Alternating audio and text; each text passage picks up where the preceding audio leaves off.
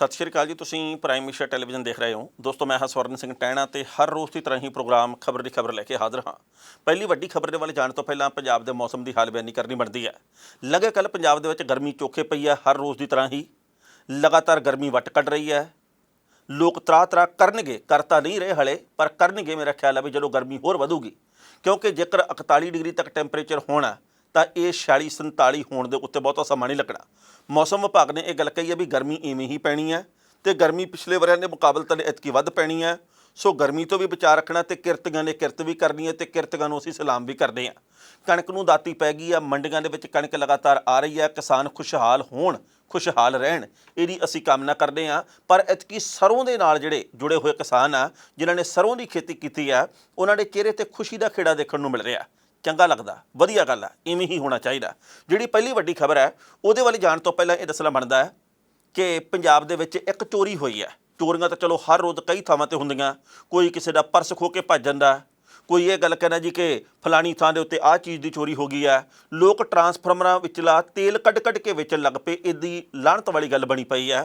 पर जिहड़े चोर आ कदे किसी दे घर नूं लुੱਟ लैंदे आ, कदे किसी राहगीर नूं लुੱਟ लैंदे आ। प्रशासन नूं चौकन्ने होना चाहिए, पुलिस नूं सही तरीके नाल काम करना चाहिए। इदां दे लोग पुट्ठे टंगने चाहिए जिहड़े कि फड़े जांदे आ। पर अगली गल ये भी जिहड़ी नवीं चोरी हुई है वो हैगी आ कपूरथला रेल कोच फैक्टरी दे विच। उत्थों गायब हो गए, कहंदे आ भी 8 बंडल गायब हो गए आ। जिहड़ी कॉपर रॉड हुंदी है, जिन्हों असीं कॉपर वायर कहने आ, जिहड़ी एक डब्बे तो दूजे डब्बे दे विच पावर दे लई, बिजली दे लई जोड़ी जांदी है, उहदे विच ऊर्जा रवे इहदे लई जोड़ी जांदी है। वो काफ़ी महंगी हुंदी है। कहंदे आ भी शायद उहदी कीमत जिहड़ी वो 1 किलो की 1100 रुपया ते ਲੱਖਾਂ रुपये की जिहड़ी कॉपर रॉड चोरी हुई है। ਇਹਦੇ ਉੱਤੇ ਹੁਣ RCF ਦੇ ਅਧਿਕਾਰੀ ਕੀ ਕੰਮ ਕਰਦੇ ਆ, ਕੀ ਇਹਦੇ ਵਿੱਚੋਂ ਨਵੀਂ ਗੱਲ ਨਿਕਲ ਕੇ ਆਉਂਦੀ ਹੈ। ਉੱਦਾਂ ਇਹ ਗੱਲ ਕਹੀ ਜਾ ਰਹੀ ਹੈ ਕਿ 4 ਇੱਥੇ ਬੰਡਲ ਚੋਰੀ ਹੋਏ ਆ, 4 ਇੱਥੇ ਡੱਬੇ ਚੋਰੀ ਹੋਏ ਆ। ਪਰ ਸੁਣਨ ਦੇ ਵਿੱਚ ਇਹ ਗੱਲ ਆ ਰਹੀ ਹੈ ਕਿ ਲਗਭਗ 8 ਹੋਏ ਆ। ਸੋ ਇਹ ਕਾਫੀ ਮੋਟੀ ਜਿਹੜੀ ਵਾਇਰ ਹੁੰਦੀ ਹੈ ਤੇ ਇਹਦੇ ਬਿਨਾ ਗੁਜ਼ਾਰਾ ਨਹੀਂ ਹੁੰਦਾਗਾ। ਤੇ ਡੱਬੇ ਨੂੰ ਡੱਬੇ ਦੇ ਨਾਲ ਜੋੜਨ ਦੇ ਲਈ ਤੇ ਵਿੱਚ ਵਾਇਰਿੰਗ ਕੀਤੀ ਜਾਂਦੀ ਹੈ ਜਦੋਂ ਉਹਦੇ ਲਈ ਪਾਵਰ ਦੇ ਵਾਸਤੇ, ਤੇ ਉਦੋਂ ਇਹ ਬੜੀ ਮਹੱਤਵਪੂਰਨ ਹੈ ਤੇ ਮਹਿੰਗੀ ਜ਼ਿਆਦਾ ਹੋਣ ਦੇ ਕਰਕੇ ਹੁਣ ਇਹਦੇ ਤੇ ਸਵਾਲ ਖੜਾ ਹੋ ਗਿਆ ਕਿ ਜੇਕਰ ਰੇਲ ਕੋਚ ਫੈਕਟਰੀ ਦੇ ਵਿੱਚੋਂ ਕੌਪਰ ਵਾਇਰ, ਕੌਪਰ ਰੌਡ ਚੋਰੀ ਹੁੰਦੀ ਹੈ ਤਾਂ ਫਿਰ ਸੁਰੱਖਿਅਤ ਕਿੱਥੇ ਹੈ। ਵੈਸੇ ਮੈਂ ਇੱਕ ਦਿਨ ਇਹ ਵੀ ਗੱਲ ਸੁਣੀ ਸੀ ਤੇ ਅਸੀਂ ਸਾਂਝੀ ਵੀ ਕੀਤੀ ਸੀ ਵੀ ਜਦੋਂ ਭਾਰਤ ਦੇ ਵਿੱਚ ਤੇਜਸ ਨਾਂ ਦੀ ਗੱਡੀ ਦੀ ਸ਼ੁਰੂਆਤ ਹੋਈ, ਉਹਦੇ ਵਿੱਚ LED ਫਿੱਟ ਕੀਤੀਆਂ, ਹੋਰ ਬੜਾ ਕੁਝ ਸੀ। ਤੇ ਪਹਿਲੇ ਦਿਨ ਹੀ ਲੋਕ ਗੱਡੀਆਂ ਪਾੜ ਗਏ, सीटां नूं पाड़ गए, LED कुछ क ला के लै गए, कईयां ने बल्ब तोड़ते। लोग भी इहो जी मूर्खमती करते आ। लोग सभ्यक नहीं है जे आपां कहीए भी सारे लोग बहुत सभ्यक आ, पर साडियां सरकारां ते साडे वड्डे वड्डे अधिकारी भी उहो ਜਿਹੀ है। जिहदा जिथे दा लग्या उहने उत्थों खिच लिया, उहने कहा जी मैं चूंड ਲਾਂ बस जो मेरे हत्थ दे विच आउंदा। सो कॉपर वायर भाई चोरी होई है। ਹੁਣ RCF ਦੇ ਉੱਤੇ ਬੜੀ ਵੱਡੀ ਜ਼ਿੰਮੇਵਾਰੀ ਹੈ। ਕਹਿੰਦੇ ਆ ਕਿ 4 ਦੀਵਾਰੀ ਦੇ ਵਿੱਚ ਹੀ ਇਹ ਗੱਲ ਦੱਬ ਦਿੱਤੀ ਜਾਵੇ। ਇਹਦੇ ਲਈ ਕੋਸ਼ਿਸ਼ਾਂ ਕੀਤੀਆਂ ਜਾ ਰਹੀਆਂ। ਪੜਤਾਲ ਦੇ ਵਿੱਚੋਂ ਨਵੀਂ ਗੱਲ ਕੀ ਨਿਕਲ ਕੇ ਸਾਹਮਣੇ ਆਉਂਦੀ ਹੈ ਵੀ ਬੰਡਲ 4 ਹੀ ਚੋਰੀ ਹੋਏ ਆ ਡੱਬੇ, ਜਾਂ 8 ਹੋਏ ਆ, ਜਾਂ 6 ਹੋਏ ਆ। ਇਹਦੇ ਬਾਰੇ ਹੁਣ ਤਫਤੀਸ਼ ਦੇ ਵਿੱਚੋਂ ਪਤਾ ਲੱਗੂਗਾ। ਪਰ ਜਿੰਨੇ ਵੀ ਹੋਏ ਆ ਮਹਿੰਗੀ ਤਾਰ ਆ, गायब ਇਹਦਾ ਹੋ ਨਹੀਂ ਸਕਦੀ, ਕਿਉਂਕਿ ਇਹ ਕਿਹੜਾ ਮਿਸਟਰ ਇੰਡੀਆ ਫਿਲਮ ਆ ਵੀ ਭਾਈ ਉਹਦੇ ਵਿੱਚ ਅਨਿਲ ਕਪੂਰ ਕਦੇ ਗਾਇਬ ਹੋ ਗਿਆ, ਕਦੇ ਪ੍ਰਗਟ ਹੋ ਗਿਆ, ਕਦੇ ਗਾਇਬ ਹੋ ਗਿਆ, ਕਦੇ ਫੇਰ ਆ ਗਿਆ। ਇਹ ਤਾਰ ਗਈ ਤਾਂ ਕਿਸੇ ਨਾ ਕਿਸੇ ਦੇ ਢਿੱਡ ਦੇ ਵੱਲ ਗਈ ਹੋਣੀ ਆ। ਉਹ ਕਿਹਦਾ ਵੱਡਾ ਢਿੱਡ ਆ, ਉਹ ਕਿਹਨੇ ਖਪਤ ਕਰ ਲਈ, ਉਹ ਕੌਣ ਖਾ ਗਿਆ ਪੈਸੇ, ਇਹ ਸਮਾਂ ਬਿਆਨ ਕਰੂਗਾ। ਜਿਹੜੀ ਪਹਿਲੀ ਵੱਡੀ ਖਬਰ ਆ ਉਹ ਪੰਜਾਬ ਦੇ ਵਿੱਚ ਰਾਜਨੀਤਿਕ ਆਬੋ ਹਵਾ ਦੇ ਵਿੱਚ ਕਈ ਤਰ੍ਹਾਂ ਦੀਆਂ ਖਬਰਾਂ ਜੋ ਤੈਰ ਰਹੀਆਂ ਉਹਦੇ ਨਾਲ ਜੁੜੀ ਹੋਈ ਹੈ। ਆਮ ਆਦਮੀ ਪਾਰਟੀ ਗੁਜਰਾਤ ਤੇ ਹਿਮਾਚਲ ਪ੍ਰਦੇਸ਼ ਦੇ ਵਿੱਚ ਪੈਰ ਪੱਕੇ ਕਰਨ ਦੀਆਂ ਕੋਸ਼ਿਸ਼ਾਂ ਕਰ ਰਹੀ ਹੈ। ਲੰਘੇ ਕੱਲ ਭਗਵੰਤ ਮਾਨ ਤੇ ਅਰਵਿੰਦ ਕੇਜਰੀਵਾਲ ਦੇ ਵੱਲੋਂ ਹਿਮਾਚਲ ਪ੍ਰਦੇਸ਼ ਦੇ ਮੰਡੀ ਖੇਤਰ ਦੇ ਵਿੱਚ ਰੋਡ ਸ਼ੋਅ ਕੀਤਾ ਗਿਆ। ਉੱਥੇ ਲੋਕ ਵੱਡੀ ਗਿਣਤੀ 'ਚ ਇਕੱਠੇ ਹੋਏ ਆ ਤੇ ਕੇਜਰੀਵਾਲ ਹੋਰਾਂ ਨੇ ਗੱਲ ਕਹੀ ਹੈ ਜੀ ਕਿ ਪੰਜਾਬ ਦੇ ਵਿੱਚ ਫੋਨ ਕਰਕੇ ਪੁੱਛ ਲਓ, ਤੁਹਾਡੇ ਰਿਸ਼ਤੇਦਾਰ ਉੱਥੇ ਹੋਣਗੇ, ਵੀ ਜੇਕਰ ਉੱਥੇ ਭ੍ਰਿਸ਼ਟਾਚਾਰ ਨਹੀਂ ਮੁੱਕਿਆ ਜਾਂ ਘਟਿਆ ਤਾਂ ਸਾਨੂੰ ਫਿਰ ਦੱਸੋ। ਤੁਸੀਂ ਕਾਂਗਰਸ ਨੂੰ ਵੀ, ਤੁਸੀਂ ਭਾਜਪਾ ਨੂੰ ਵੀ ਮੌਕਾ ਦੇ ਕੇ ਦੇਖ ਲਿਆ, ਸਾਨੂੰ ਹਿਮਾਚਲ ਪ੍ਰਦੇਸ਼ ਦੇ ਵਿੱਚ ਇੱਕ ਵਾਰ ਮੌਕਾ ਦੇ ਦਿਓ, ਸਿਰਫ 5 ਸਾਲ ਦੇ ਲਈ, ਕਮਾਲਾਂ ਕਰ ਦਿਆਂਗੇ। ਇਹੀ ਗੱਲ ਕੇਜਰੀਵਾਲ ਸਾਹਿਬ ਨੇ ਗੁਜਰਾਤ 'ਚ ਕਹੀ ਸੀ ਜਦੋਂ ਆ ਸਾਬਰਮਤੀ ਆਸ਼ਰਮ ਦੇ ਵਿੱਚ ਜਾ ਕੇ ਆਏ ਪਿਛਲੇ ਦਿਨੀ। ਉਹਨਾਂ ਨੇ ਕਿਹਾ ਜੀ ਕਿ ਸਾਨੂੰ ਇੱਕ ਵਾਰੀ ਮੌਕਾ ਦੇ ਦਿਓ, ਭ੍ਰਿਸ਼ਟਾਚਾਰ ਬਸ ਖੰਭ ਲਾ ਕੇ ਉੱਡ ਜੂਗਾ। ਪਰ ਵਕਤ ਦੱਸੂਗਾ ਵੀ ਮੌਕਾ ਮਿਲਦਾ ਕਿ ਨਹੀਂ। ਉੱਦਾਂ ਪੰਜਾਬ ਦੀ ਰਾਜਨੀਤਿਕ ਆਬੋ ਹਵਾ ਦੇ ਵਿੱਚ ਖਬਰਾਂ ਉਲਟ ਆ ਰਹੀਆਂ। ਆਮ ਆਦਮੀ ਪਾਰਟੀ ਦੀ ਸਰਕਾਰ ਬਣਿਆ ਹਾਲੇ ਮਹੀਨਾ ਨਹੀਂ ਹੋਇਆ ਤੇ ਪੰਜਾਬ ਦੇ ਵਿੱਚ ਹਰ ਰੋਜ਼ 2, 3, 4 ਕਤਲਾਂ ਦੀਆਂ ਖਬਰਾਂ ਆ ਰਹੀਆਂ। 15-18 ਦਿਨਾਂ ਦੇ ਵਿੱਚ ਕਤਲ ਬੜੀ ਵੱਡੀ ਗਿਣਤੀ 'ਚ ਹੋਏ ਆ। ਵਿਰੋਧੀ ਪਾਰਟੀਆਂ ਦੇ ਕੋਲੇ ਮੌਕਾ, ਉਹਨਾਂ ਨੇ ਮੌਕਾ ਸੰਭਾਲਿਆ। ਨਵਜੋਤ ਸਿੰਘ ਸਿੱਧੂ ਨੇ ਗੱਲ ਕਹੀ ਹੈ ਕਿ ਇੱਥੋਂ ਵਾਲੇ ਜਨਾਬ ਹਿਮਾਚਲ ਪ੍ਰਦੇਸ਼ ਦੇ ਵਿੱਚ ਜਾ ਕੇ ਠੰਡੀਆਂ ਵਾਦੀਆਂ ਦੇ ਵਿੱਚ ਠੰਡੀ ਹਵਾ ਖਾ ਰਹੇ ਆ ਤੇ ਪੰਜਾਬ ਦੇ ਵਿੱਚ ਕਾਨੂੰਨ ਦੀ ਸਥਿਤੀ ਬੜੀ ਗੜਬੜਾਈ ਪਈ ਹੈ।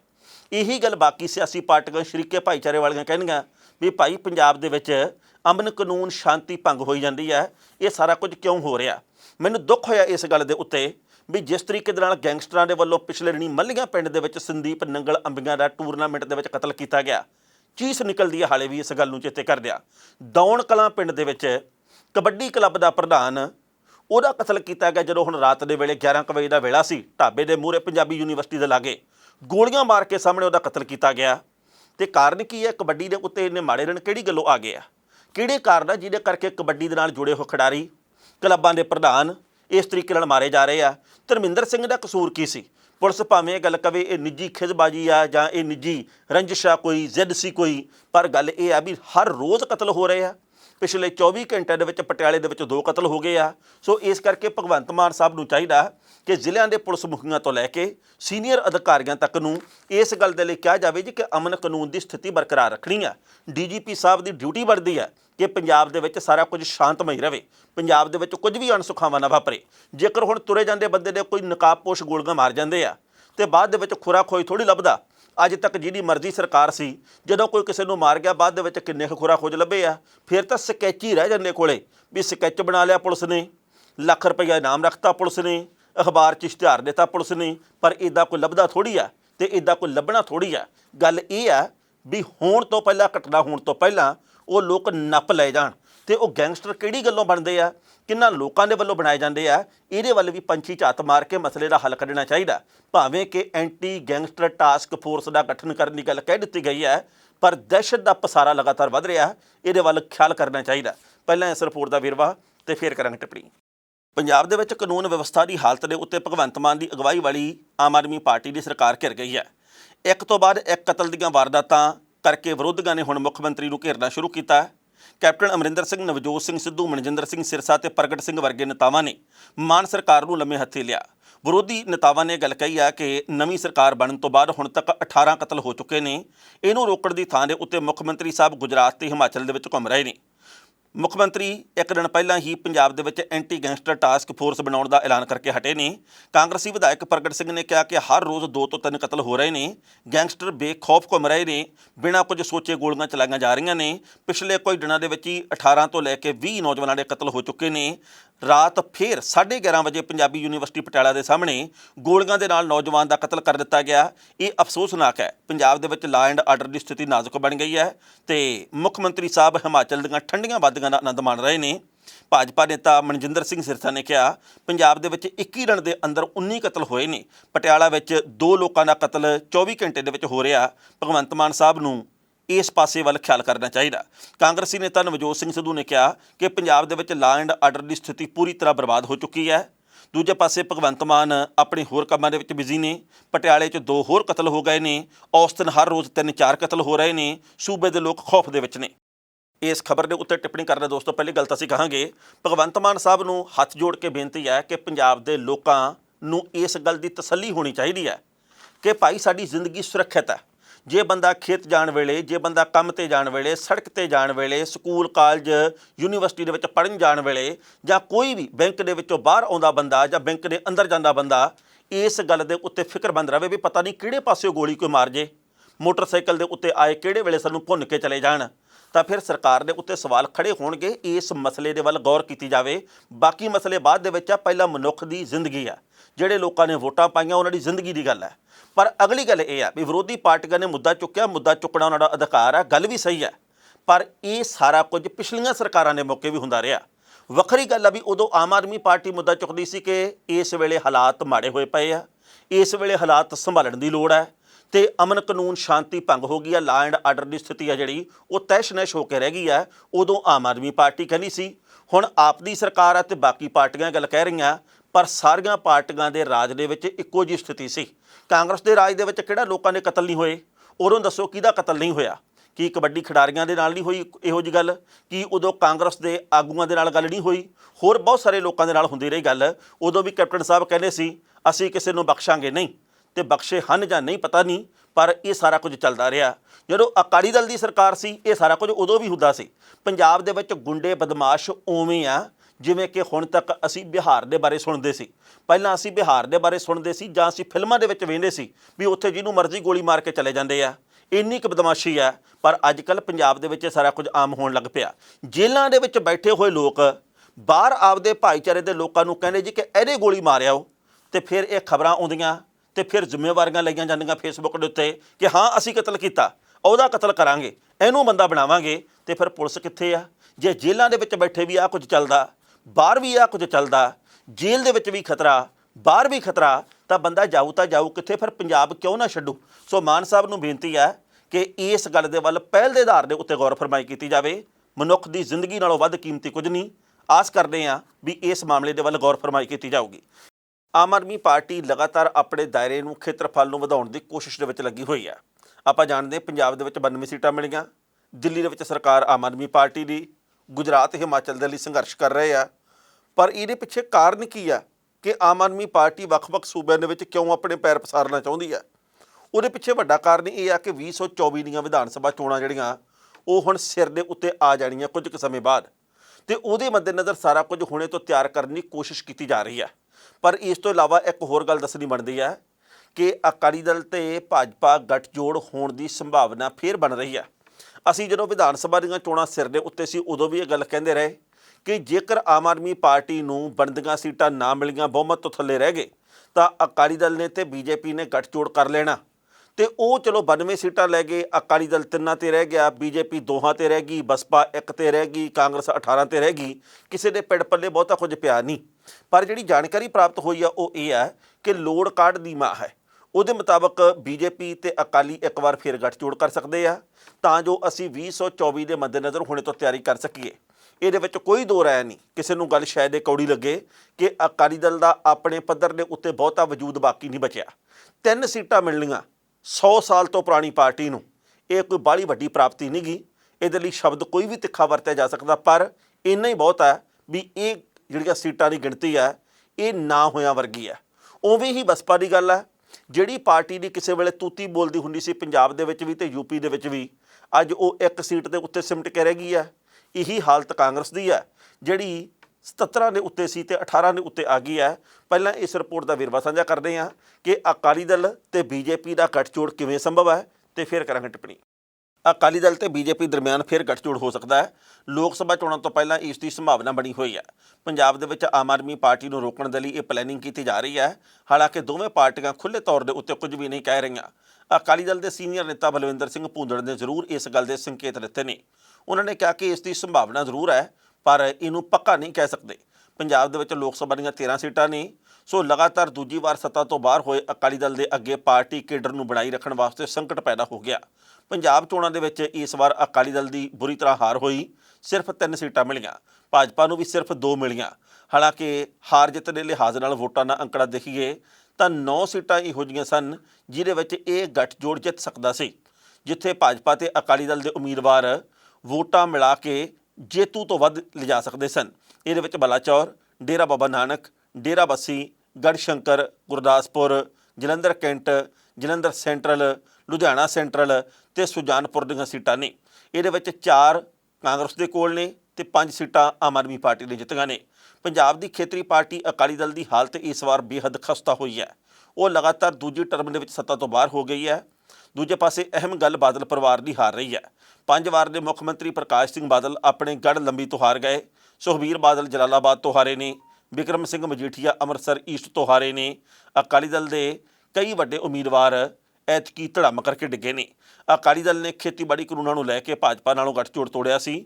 ਸੁਖਬੀਰ ਸਿੰਘ ਬਾਦਲ ਦੀ ਧਰਮ ਪਤਨੀ ਹਰਸਿਮਰਤ ਕੌਰ ਬਾਦਲ ਨੇ ਕੇਂਦਰ ਸਰਕਾਰ ਤੋਂ ਅਸਤੀਫਾ ਦਿੱਤਾ ਸੀ। ਉਸ ਤੋਂ ਬਾਅਦ ਸੁਖਬੀਰ ਨੇ ਗੱਠਜੋੜ ਤੋੜਿਆ। ਹਾਲਾਂਕਿ ਖੇਤੀਬਾੜੀ ਕਾਨੂੰਨ ਵਾਪਸ ਹੋ ਚੁੱਕੇ ਨੇ, ਕਿਸਾਨ ਅੰਦੋਲਨ ਖਤਮ ਹੋ ਚੁੱਕਿਆ। ਅਕਾਲੀ ਦਲ ਨੂੰ ਕਿਸੇ ਵੱਡੀ ਪਾਰਟੀ ਦੇ ਸਹਾਰੇ ਦੀ ਲੋੜ ਹੈ। ਦੂਜੇ ਪਾਸੇ ਭਾਜਪਾ ਨੂੰ ਸਿੱਖ ਭਾਈਚਾਰਾ ਆਪਣੇ ਨੇੜੇ ਕਰਨ ਦੇ ਲਈ ਆਸਰਾ ਚਾਹੀਦਾ ਹੈ। ਸੋ ਮੰਨਿਆ ਜਾ ਰਿਹਾ ਕਿ ਅਕਾਲੀ ਦਲ ਤੇ ਬੀਜੇਪੀ ਦੀਆਂ ਨਜ਼ਦੀਕੀਆਂ ਵੱਧ ਸਕਦੀਆਂ ਨੇ। ਇਸ ਖਬਰ ਦੇ ਉੱਤੇ ਟਿੱਪਣੀ ਕਰ ਰਹੇ ਦੋਸਤੋ, ਪਹਿਲੀ ਗੱਲ ਤਾਂ ਅਸੀਂ ਕਹਾਂਗੇ ਕਿ ਇਹ ਸੰਭਵ ਆ, ਇਹਦੇ ਵਿੱਚ ਕੋਈ ਦੋ ਰਾਏ ਨਹੀਂ ਕਿ ਲੋੜ ਦੋਵਾਂ ਨੂੰ ਆ। ਦੋਵਾਂ ਦੀ ਇੱਕੋ ਜਿੰਨੀ ਜ਼ਰੂਰਤ ਹੈ। ਦੋਵਾਂ ਦੀ ਇੱਕੋ ਜਿੰਨੀ ਪੰਜਾਬ ਦੇ ਵਿੱਚ ਹੁਣ ਪੁੱਛ ਪ੍ਰਤੀਤ ਹੈ। ਕੇਂਦਰ ਦੇ ਵਿੱਚ ਬੇਸ਼ੱਕ ਬੀਜੇਪੀ ਦੀ ਸਰਕਾਰ ਹੈ ਤੇ ਉਹ ਇਹ ਸੋਚਦੇ ਹੋਣ ਕਿ ਅਸੀਂ ਤਾਂ ਅਕਾਲੀ ਦਲ ਦੇ ਨਾਲੋਂ ਵੱਡੇ ਹਾਂ, ਪਰ ਪੰਜਾਬ ਦੇ ਵਿੱਚ ਅਕਾਲੀ ਦਲ ਆ ਜਿਹੜਾ ਕਿਸੇ ਵੇਲੇ ਬਹੁਤ ਵੱਡਾ ਰਿਹਾ ਤੇ ਅੱਜ ਸੁੰਗੜ ਗਿਆ। ਹੁਣ ਇਹ ਸੁੰਗੜੇ ਹੋਏ ਅਕਾਲੀ ਦਲ ਨੂੰ ਸਹਾਰਾ ਜਦੋਂ ਮਿਲੂਗਾ, ਇਹ ਕਿੰਨਾ ਕੁ ਲੰਬਾਈ ਚੌੜਾਈ ਦੇ ਵਿੱਚ ਜਾਊ, ਬੀਜੇਪੀ ਪੰਜਾਬ ਦੇ ਵਿੱਚ ਕੀ ਕਰ ਸਕੂ, ਇਹ 24 ਦੀਆਂ ਗੱਲਾਂ। ਹਾਲੇ ਇਹਦੇ ਵਿੱਚ ਵੀ 2 ਸਾਲ ਦਾ ਸਮਾਂ ਪਿਆ। ਸੋ ਇਹਨਾਂ 2 ਸਾਲਾਂ ਦੇ ਵਿੱਚ ਬੀਜੇਪੀ, ਕਾਂਗਰਸ ਤੇ ਅਕਾਲੀ ਦਲ ਤਿੰਨੇ ਪਾਰਟੀਆਂ ਜਿਹੜੀਆਂ ਕਿ ਵੱਡੀਆਂ ਅਖਵਾਉਂਦੀਆਂ ਰਹੀਆਂ ਨੇ, ਇਹ ਆਪਣਾ ਪ੍ਰਦਰਸ਼ਨ ਕਿਵੇਂ ਸੁਧਾਰਨਗੀਆਂ, ਲੋਕਾਂ ਦੇ ਮਨਾਂ ਵਿੱਚ ਥਾਂ ਕਿਵੇਂ ਬਣਾਉਣਗੀਆਂ, ਇਹਦੇ ਵੱਲ ਧਿਆਨ ਟਿਕਿਆ ਰਹਿਣਾ। ਉੱਦਾਂ ਇਹ ਗੱਲ ਸੱਚੀ ਹੈ ਕਿ ਨਾ ਤਾਂ ਇਕੱਲੇ ਕਹਿ ਰਹੇ ਅਕਾਲੀ ਦਲ ਨੂੰ ਕੋਈ ਪੁੱਛਦਾ ਤੇ ਨਾ ਹੀ ਇਕੱਲੀ ਕਰੀ ਬੀਜੇਪੀ ਨੂੰ ਪੰਜਾਬ ਦੇ ਵਿੱਚ ਕੋਈ ਪੁੱਛ ਰਿਹਾ। ਦੋਵਾਂ ਪਾਰਟੀਆਂ ਦੀਆਂ ਚੁਣੌਤੀਆਂ ਬਰਾਬਰ ਦੀਆਂ। ਮੈਂ ਦਾਅਵੇ ਨਾਲ ਇਹ ਗੱਲ ਕਹਿਣਾ ਕਿ ਜੇਕਰ ਆਮ ਆਦਮੀ ਪਾਰਟੀ ਨੇ ਕਹੇ ਹੋਏ ਦੇ ਵਿੱਚੋਂ ਵੀ 50% ਵਾਅਦੇ ਪੂਰੇ ਕਰਤੇ, ਮੈਂ 100 ਨਹੀਂ ਕਹਿਣਾ 50%, ਤਾਂ ਦੋਨਾਂ ਰਵਾਇਤੀ ਪਾਰਟੀਆਂ, ਦੋਵੇਂ ਵੱਡੀਆਂ ਪਾਰਟੀਆਂ ਦੇ ਪਿੜ ਪੱਲੇ ਬਹੁਤਾ ਕੁਝ ਨਹੀਂ ਪੈਣਾ। ਦੋਵਾਂ ਦੇ ਪੈਰ 2024 ਦੇ ਵਿੱਚ ਵੀ ਨਹੀਂ ਲੱਗਣੇ। ਹਾਂ, ਹਾਲਾਤ ਹੀ ਇਹੋ ਜਿਹੇ ਬਣ ਜਾਣ, ਆਮ ਆਦਮੀ ਪਾਰਟੀ ਗਲਤੀਆਂ ਹੀ ਇਹੋ ਜਿਹੀਆਂ ਕਰ ਦੇਵੇ, ਪ੍ਰਚਾਰ ਹੀ ਉਹਨਾਂ ਦੇ ਖਿਲਾਫ ਇਹੋ ਜਿਹਾ ਹੋ ਜਾਵੇ ਕਿ ਲੋਕ ਕਹਿਣ ਕਿ ਯਾਰ ਇਹਨਾਂ ਨਾਲੋਂ ਰਵਾਇਤੀ ਪਾਰਟੀਆਂ ਚੰਗੀਆਂ ਸੀ, ਫਿਰ ਗੱਲ ਵੱਖਰੀ ਹੈ। ਪਰ ਜੇਕਰ ਉਹਨਾਂ ਨੇ ਕਹੇ ਦੇ ਵਿੱਚੋਂ 50% ਕੰਮ ਵੀ ਕਰਤੇ ਤਾਂ ਵੱਡੀਆਂ ਪਾਰਟੀਆਂ ਦੇ ਲਈ ਬੜੀ ਵੱਡੀ ਚੁਣੌਤੀ ਹੋਊਗੀ। ਉਸ ਤੋਂ ਅਗਲੀ ਗੱਲ ਇਹ ਹੈ ਜੀ ਕਿ ਲੰਮਾ ਸਮਾਂ ਅਕਾਲੀ ਦਲ ਤੇ ਬੀਜੇਪੀ ਦਾ ਗੱਠਜੋੜ ਰਿਹਾ, ਐਤਕੀ ਬੀਐਸਪੀ ਦੇ ਨਾਲ ਗੱਠਜੋੜ ਰਿਹਾ। ਜਦੋਂ ਤੱਕ ਬੀਜੇਪੀ ਨਾਲ ਗੱਠਜੋੜ ਸੀ, ਗੱਲ ਬਣਦੀ ਸੀ, ਹਿੰਦੂ ਭਾਈਚਾਰੇ ਦੀ ਵੋਟ ਬੀਜੇਪੀ ਲੈ ਜਾਂਦਾ ਸੀ ਤੇ ਸਿੱਖ ਭਾਈਚਾਰੇ ਦੀ ਵੋਟ, ਪੇਂਡੂ ਵੋਟ ਅਕਾਲੀ ਦਲ ਨੂੰ ਪੈ ਜਾਂਦੀ ਸੀ ਤੇ ਦੋਵਾਂ ਧਿਰਾਂ ਦਾ ਬੁੱਤਾ ਸਰ ਜਾਂਦਾ ਸੀ, ਸੱਤਾ ਦੇ ਵਿੱਚ ਆ ਜਾਂਦੇ ਸੀ। 10 ਸਾਲ ਰਹੇ ਰਾਜ ਦੇ ਵਿੱਚ। ਪਰ ਜਿਸ ਤਰੀਕੇ ਦੇ ਨਾਲ ਐਤਕੀ ਖਖੜੀਆਂ ਕਰੇਲੇ ਹੋਏ, ਜਿਸ ਤਰੀਕੇ ਦੇ ਨਾਲ ਸੱਤਾ ਦੇ ਵਿੱਚੋਂ ਬਾਹਰ ਹੋਏ ਤੇ ਸ਼ਰਮਨਾਕ ਹਾਰ ਹੋਈ ਹੈ ਵੱਡੀਆਂ ਪਾਰਟੀਆਂ ਦੀ, ਇਹ ਸੋਚਣ ਵਿਚਾਰਨ ਵਾਲੀ ਗੱਲ ਹੈ। ਜੇਕਰ ਹੁਣ ਨਾ ਸੰਭਲੇ ਤਾਂ ਫਿਰ ਕਦੇ ਨਹੀਂ ਸੰਭਲਿਆ ਜਾਣਾ। ਪੰਜਾਬ ਦੇ ਲੋਕਾਂ ਨੇ ਕੰਮ ਆਉਣਾ ਪੈਣਾ, ਰਵਾਇਤੀ ਰਾਜਨੀਤੀ ਕਰਨ ਦੇ ਤਰੀਕੇ ਬਦਲਣੇ ਪੈਣੇ ਆ, ਨਵੇਂ ਚਿਹਰੇ ਮੂਹਰੇ ਲਾਉਣੇ ਪੈਣੇ ਆ।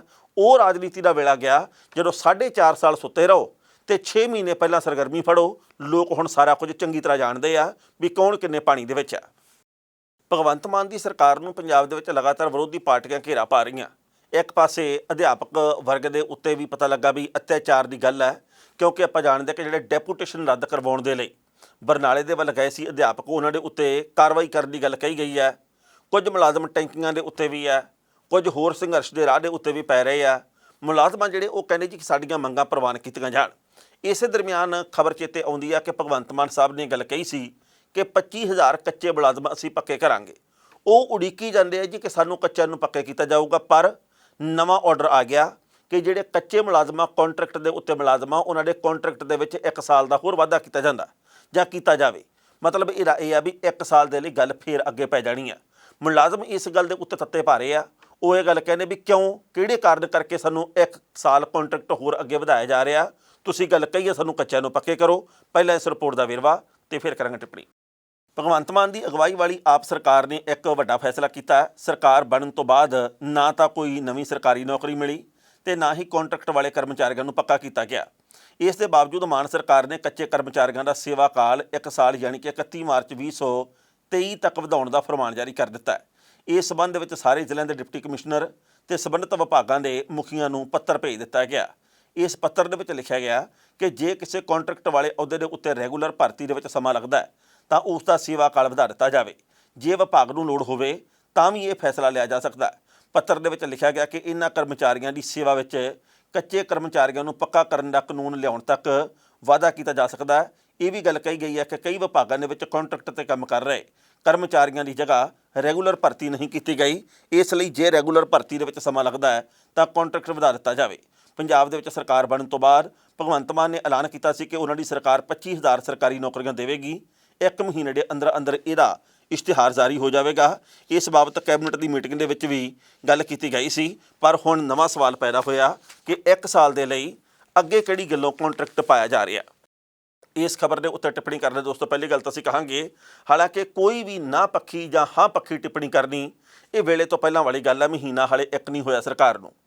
ਪਰ ਗੱਲ ਇਹ ਜੀ ਕਿ ਪਹਿਲੇ ਮਹੀਨੇ ਦੇ ਵਿੱਚ ਪ੍ਰਭਾਵ ਚੰਗੇ ਵੀ ਸਿਰਜੇ ਆ ਤੇ ਕੁਝ ਨਾ ਪੱਖੀ ਵੀ ਭਗਵੰਤ ਮਾਨ ਦੀ ਸਰਕਾਰ ਦੇ ਆਏ ਆ। ਅਸੀਂ ਇਸ ਗੱਲ ਦੀ ਕਾਮਨਾ ਕਰਦੇ ਹਾਂ ਕਿ 5-4 ਮਹੀਨਿਆਂ ਦੇ ਵਿੱਚ ਸਰਕਾਰ ਇਸ ਕਦਰ ਸਥਿਰ ਹੋਵੇ, ਸਰਕਾਰ ਲੋਕ ਪੱਖੀ ਫੈਸਲੇ ਇਸ ਕਦਰ ਲਵੇ ਵੀ ਲੋਕ ਇਹ ਗੱਲ ਕਹਿਣ ਵੀ ਯਾਰ ਜੇ 4 ਮਹੀਨਿਆਂ ਦੇ ਵਿੱਚ ਆਹ ਗੱਲ ਕਰਤੀ ਤਾਂ ਫਿਰ ਦੇਖੋ ਬਾਕੀ ਸਾਲਾਂ ਦੇ ਵਿੱਚ ਕੀ ਕੁਝ ਕਰਨਗੇ, ਬਾਕੀ ਸਮੇਂ 'ਚ ਕੀ ਕੁਝ ਕਰਨਗੇ। ਪਰ ਜੇਕਰ ਅਸੀਂ ਕਹਿੰਦੇ ਕੁਝ ਹੋਰ ਆ ਤੇ ਛੇਤੀ ਕਿਤੇ ਉਹ ਪੂਰਾ ਨਹੀਂ ਹੁੰਦਾ ਤੇ ਵਾਅਦਾ ਅਸੀਂ ਜਲਦੀ ਕਰ ਲੈਂਦੇ ਆ ਤੇ ਪੂਰਾ ਵੇਲੇ ਸਿਰ ਨਹੀਂ ਹੁੰਦਾ ਤਾਂ ਫਿਰ ਲੋਕਾਂ ਨੇ ਕਹਿਣਾ ਵੀ ਯਾਰ ਇਹ ਵੀ ਤਾਂ ਪਹਿਲਾਂ ਵਰਗੇ ਹੀ ਆ। ਸੋ ਇਸ ਕਰਕੇ ਕੱਚੇ ਮੁਲਾਜ਼ਮਾਂ ਨੂੰ ਪੱਕੇ ਕਰਨਾ, ਬੇਰੁਜ਼ਗਾਰਾਂ ਨੂੰ ਰੁਜ਼ਗਾਰ ਦੇਣਾ, ਬੇਰੁਜ਼ਗਾਰੀ ਭੱਤਾ ਦੇਣਾ, ਬੁਢਾਪਾ ਪੈਨਸ਼ਨ ਵੇਲੇ ਸਿਰ ਦੇਣੀ, ਵਧਾ ਕੇ ਦੇਣੀ ਤੇ ਹੋਰ ਬਹੁਤ ਸਾਰੀਆਂ ਮੰਗਾਂ ਕਿ 1000 ਰੁਪਈਆ ਔਰਤਾਂ ਦੇ ਖਾਤੇ 'ਚ ਪਾਉਣਾ ਮਹੀਨੇ ਦਾ 300 ਯੂਨਿਟ ਬਿਜਲੀ ਮੁਫਤ ਦੇਣੀ, ਇਹ ਹਜ਼ਾਰਾਂ ਨਹੀਂ ਲੱਖਾਂ ਕਰੋੜ ਦਾ ਖਰਚਾ ਬਣ ਜਾਣਾ ਉਹਦੇ ਸਮੇਂ ਦੇ ਵਿੱਚ। ਪੰਜਾਬ ਦੇ ਸਿਰ 3 ਲੱਖ ਕਰੋੜ ਰੁਪਏ ਦਾ ਕਰਜ਼ਾ ਇਸ ਵੇਲੇ। ਹਜ਼ਾਰਾਂ ਕਰੋੜ ਰੁਪਈਆ ਇੱਕ ਵਰੇ ਦੇ ਵਿੱਚ ਹੋਰ ਚਾਹੀਦਾ ਜੇਕਰ ਆਪਾਂ ਇੰਨੀਆਂ ਸਹੂਲਤਾਂ ਕਹੇ ਮੁਤਾਬਕ ਗਰੰਟੀਆਂ ਦੇ ਮੁਤਾਬਕ ਦੇਣੀਆਂ ਤਾਂ। ਇੱਕ ਗੱਲ ਹੋਰ ਦੱਸਦੇ ਹਾਂ, ਪੰਜਾਬ ਦੇ ਵਿੱਚ ਨਜਾਇਜ਼ ਮਾਈਨਿੰਗ ਦੀਆਂ ਖਬਰਾਂ ਹਾਲੇ ਵੀ ਆ ਰਹੀਆਂ। ਮੈਂ ਕੱਲ੍ਹ ਇੱਕ ਰਿਪੋਰਟ ਪੜ੍ਹੀ, ਉਹਦੇ ਵਿੱਚ ਦੱਸਿਆ ਗਿਆ ਕੁਝ ਕੁ ਲੋਕਾਂ ਦੀ ਵੀਡੀਓ ਆਈ ਹੈ ਸਾਹਮਣੇ। ਉਹ ਕਹਿੰਦੇ ਵੀ ਸਾਡੇ ਖੇਤਰ ਦੇ ਵਿੱਚ ਹਾਲੇ ਵੀ ਇਹ ਕੁਝ ਚੱਲਦਾ। ਇੱਕ ਬੰਦੇ ਨੇ ਕਿਹਾ ਜੀ ਕਿ ਮੈਂ 4 ਸੈਂਕੜੇ ਜਿਹੜਾ ਉਹ ਰੇਤਾ ਲਿਆਂਦਾ ਅਤੇ ਮੈਨੂੰ ਕਹਿੰਦੇ ਜੀ 6000 ਰੁਪਈਆ ਦੇ, ਅਤੇ 600 ਰੁਪਈਆ ਉਹ ਕਹਿੰਦੇ ਜੀ ਮੈਂ ਉਧਾਰ ਕਰਕੇ ਆਇਆ ਅਤੇ ਬਾਕੀ 5400 ਰੁਪਈਆ ਮੈਂ ਦੇ ਕੇ ਆਇਆ। ਉਹ ਕਹਿੰਦੇ ਮਾਈਨਿੰਗ ਪਹਿਲਾਂ ਵਾਂਗੂ ਚੱਲਦੀ ਹੈ।